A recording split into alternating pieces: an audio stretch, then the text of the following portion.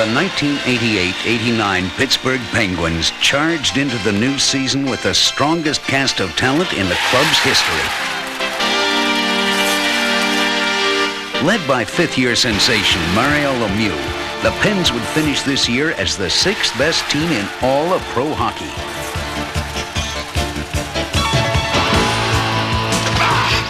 Game by game, the spirit of this squad grew, basking in the light of a resurgent Pittsburgh Penguin pride. Recording more sellouts than ever before, with their beloved fans witnessing more wins than ever before, the spirit of this marriage of fan and team was clear.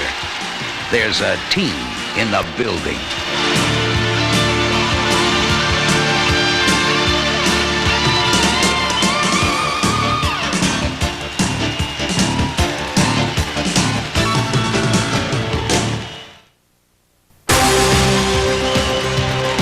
As expected, the Pens opened the new season with a scorching offense. Still, Tony Esposito, the Pens general manager, wanted a stopper on defense. In November, he found his man. Tom Barrasso would be lead man in goal. He would help lead this club through the dark days of December and earn his team 2 dramatic curtain calls at season's end.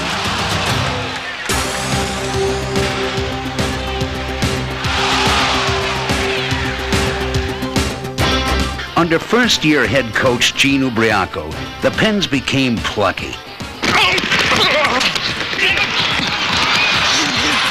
Visiting smiles became frowns.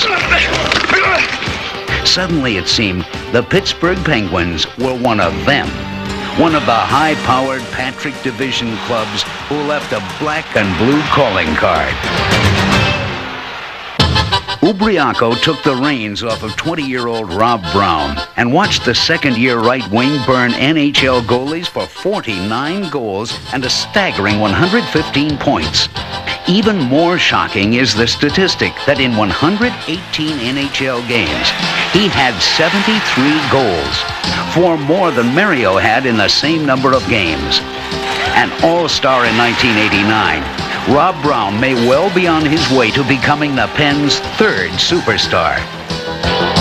Number 10, Dan Quinn, posted a career-high 94 points this season, blasting home 34 goals and 60 assists, while steadily moving up to 12th place on the Pens' all-time scoring list.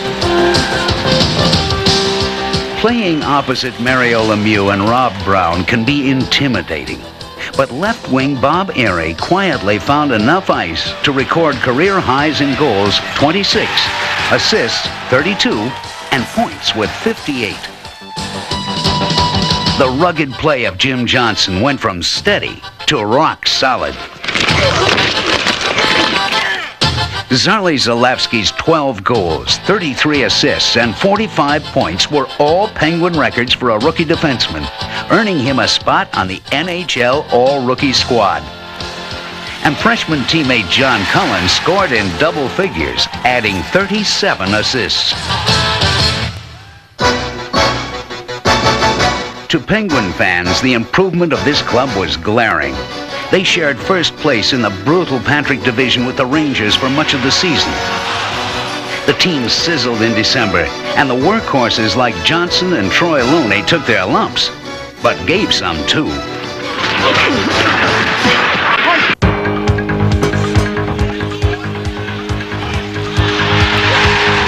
In all of pro hockey, there are but 5 first-team All-Stars selected each year. In 1989, the Pittsburgh Penguins were blessed with 2 of the 5. Paul Coffey far outdistanced his nearest competitor in scoring, pumping in 30 goals and an incredible 85 assists. When controlling the puck, he was like a point guard, charging up ice with breathtaking speed before dishing off a dazzling pass to a cutting winger. His Stanley Cup championship experience lifted the entire club to a new level of confidence.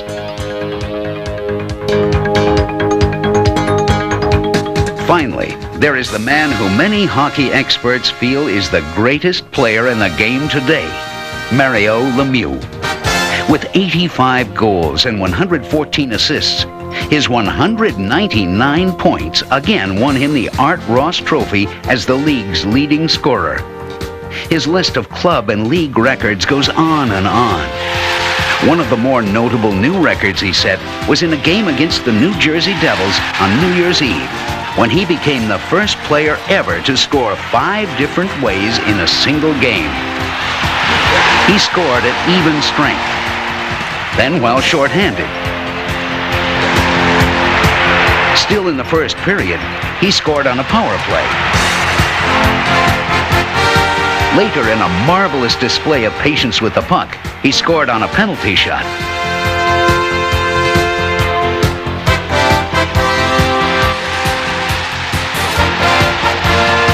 He completed his feat with an empty net goal.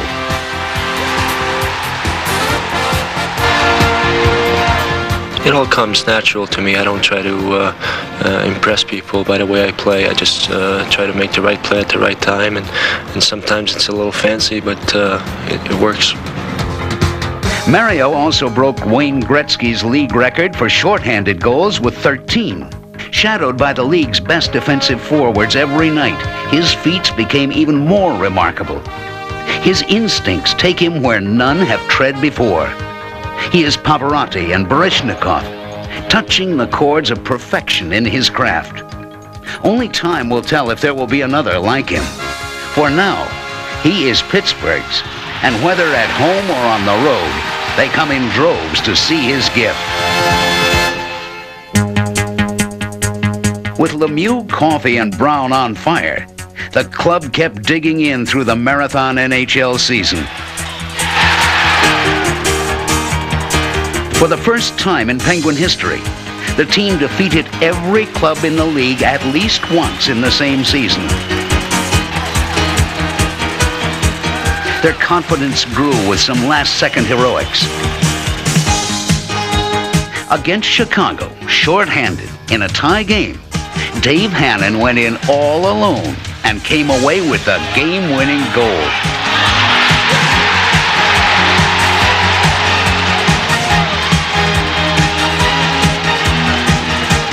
Games that in other years may have slipped away were now being counted in the Penguin win column. However, the Pens' most devastating team weapon was their power play. They smoked NHL goalies for a new league record 119 power play goals. Their offense could best be described with a single word: explosive.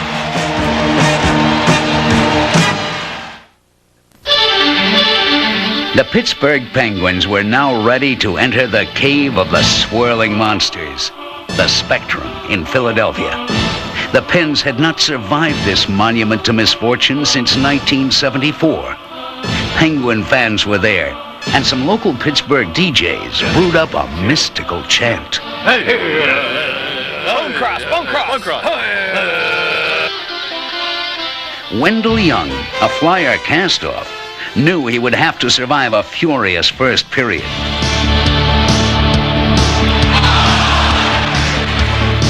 Young was flawless.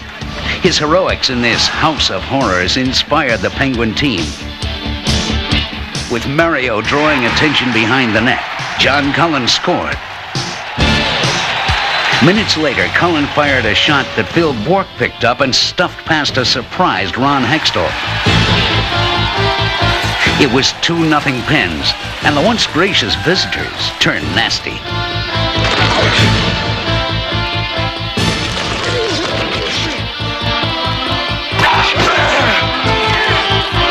The Flyers managed to score, but the rest was all Pittsburgh. Bob Airey scored to make it 3-1. Then Rob Brown beat Hextall to break the game wide open. There's a lead pass to Quinn on a breakaway. Quinn going to the Flyers in, makes a move on Hextall. He shoots and scores! Danny Quinn, the Penguins now lead 5-2. Oh, hallelujah, Hollywood. Having slain the myth of the swirling monsters, the Pens would return to repeat the task 2 more times this season.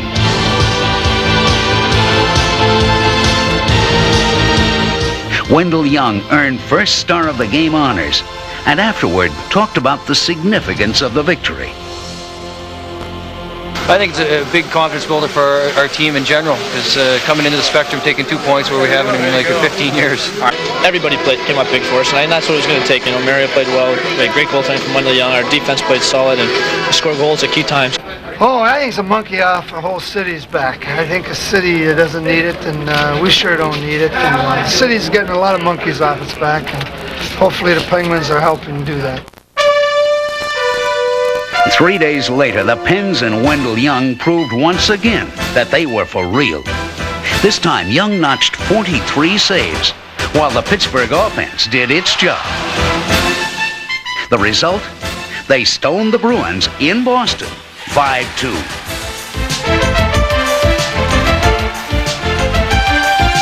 In March, it was Tom Barrasso's turn to steal some headlines as he turned away an incredible 57 shots against Chicago for yet another Penguin victory. He shoots it himself. Barrasso the save. Then they have here the Hawks. Penguins in. Larmer comes in. He pulls the trigger and shoots it right on Barrasso, who makes the big save.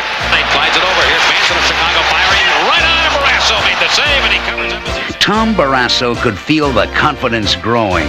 He could also sense a rapidly climbing spirit of respect for the Pens around the league.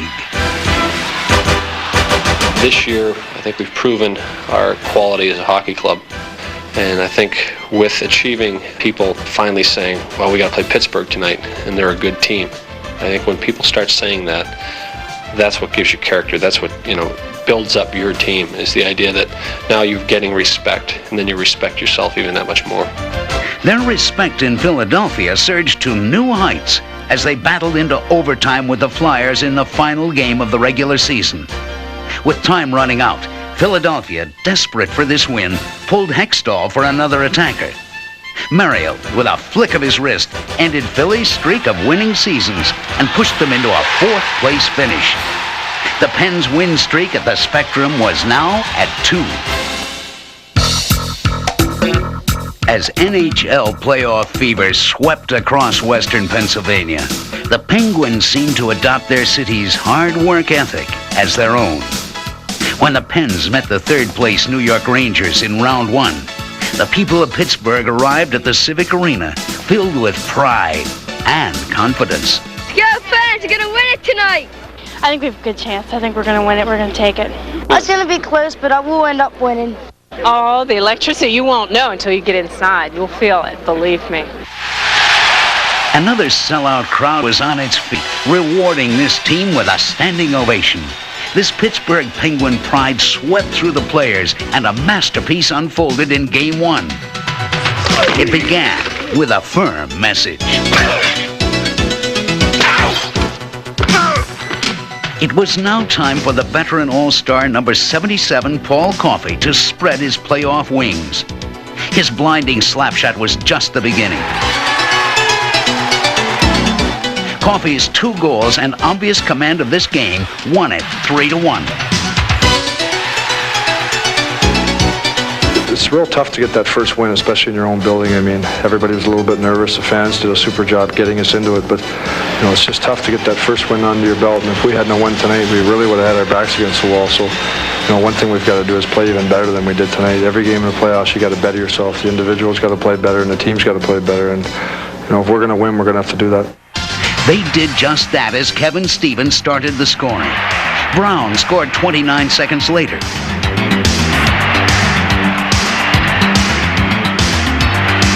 Then Jock Callender deked his way into a 3-0 lead with only 4.5 minutes gone in the first period.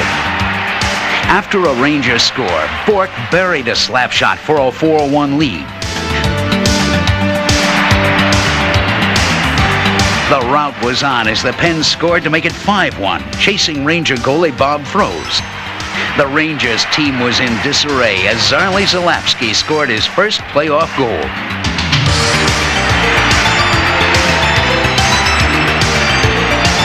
And ironically, Mario's first ever playoff goal would be an empty netter.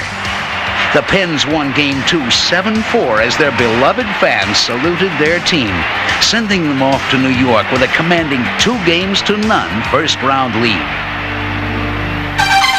The troubled Rangers came out with their backs to the wall in Game 3 in front of a volatile Madison Square Garden crowd.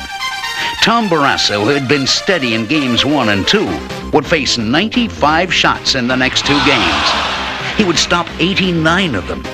His saves ranged from sensational to unbelievable.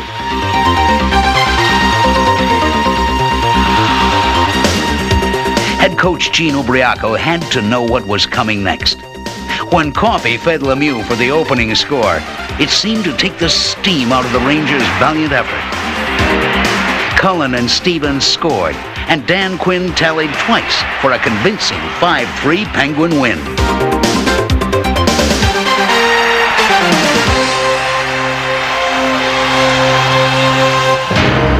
Down 3-0, the Rangers were facing playoff elimination. They took to the Garden Ice prepared for an all-out battle. Tom Barrasso again was in a spectacular goaltending groove, and the Rangers simply could not beat him. New York turned to rookie goaltender Mike Richter, and Lemieux quickly came in the back door. Cullen found an all-alone Phil Bourque in front, and Richter was helpless.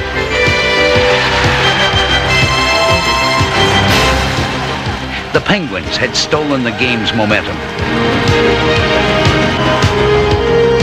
Just 3 minutes later, Bourque again beat the young goalie, and at 3-0, the Rangers turned desperate.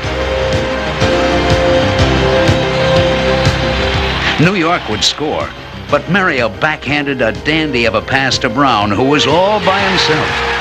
At 4-1, it was all over. The final was 4-3, and all-star defenseman Paul Coffey smiled with pride at his team's 4-game sweep of the Rangers. It was a fitting tribute to the men in black and gold. Their head coach, Gene Ubriaco, general manager Tony Esposito, and the Edward J. DeBartolo family.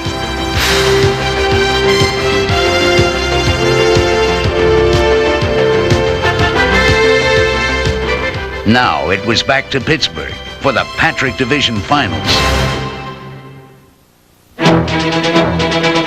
It was quite a surprise to see the struggling fourth-place Flyers in the Civic Arena for the second round. They had upset the first-place Washington Capitals in 6 games. In Game 1 of this series, 2 of the toughest teams in hockey would square off.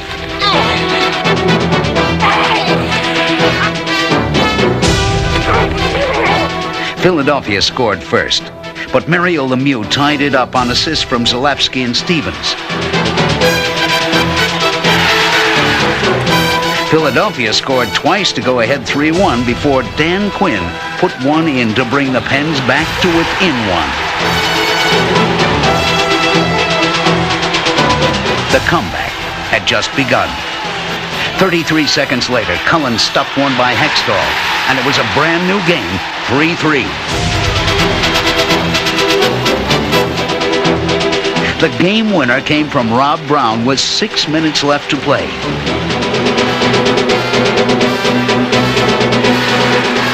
In Game 2, the Flyers stopped the Pens' 5-game playoff win streak, tying the series at 1 game apiece. Back in Philadelphia, it was as though there never was a problem in this building. Lemieux scored first.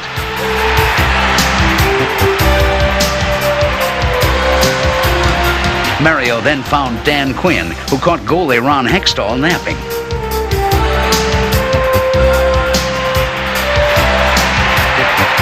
The Pens saw their 2-0 lead vanish on 2 Flyer scores until Jock Callender scored on a rebound of a Lemieux shot to go up 3-2. Early in the third period, the Flyers tied it up, and ghosts from years past seemed to fill the spectrum. The game moved into an overtime period. Back with Bourque, round the near side, trying to beat Howe. He got a half a step on him. Brown coming for the net, Brown in front of Bourque. He shoots and scores! The Penguins win in overtime! Oh, stop the press! The Pens win Game 3. It was a marvelous win that the Pens would need, as Philadelphia evened the series at 2 games apiece after winning Game 4.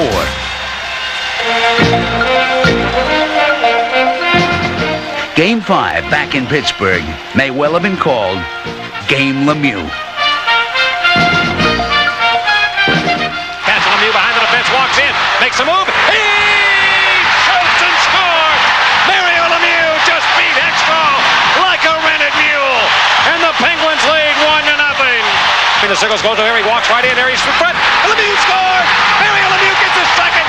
The Penguins lead 2-0. Oh, Michael motorcycle. Lemieux back in the players in by himself. Cuts in, shoots. He scores! The hat trick for Mario Lemieux. And the Penguins lead 3-0. Get a phone and call Arnold Slick from Turtle Creek. Mario Lemieux. Now to the players in. Here's Brown in front of Bob Airy. He shoots and scores! Bob Airy makes it 4-0. And the Penguins are really up on the Flyers now. Buy Sam a drink and get his dog 1-2. Challenged by Howell, gave it right behind the net. Here's Lemieux, put it in the bucket. His first goal. He picked Hextall's pocket like he was walking down Fifth Avenue. And the Penguins lead 5-1. Oh, great balls of fire. Mario Lemieux's fourth of the night. And here's Loney. He gets the puck on in. It's off Murphy. And the Penguins get another goal and lead 6-1. Oh, you'd have to be. And that was only the first period. You would have to be here to believe it. The Penguins now lead 6-1. When Rob Brown scored to make it 7-1, Ron Hextall had seen enough.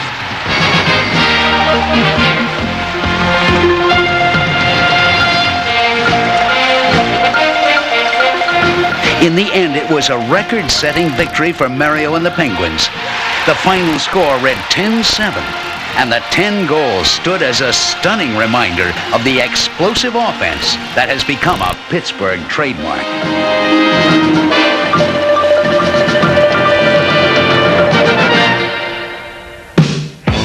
Game 6 was a Philadelphia win at the Spectrum. And when Ken Reggett replaced an injured Ron Hextall in goal for Game 7, the fates seemed to be smiling on the Pens. But the backup goalie turned in an extraordinary performance, and the Flyers stole Game 7 and the series. For the Penguin team and the Pittsburgh fans, 1988-89 marked a giant step into the elite of professional hockey.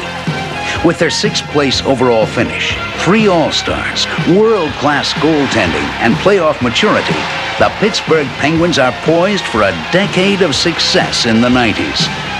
With the team's growing sense of pride and confidence, and with their fans standing tall and true behind them, it has become clear that in the city of Pittsburgh, there truly is a team in the building.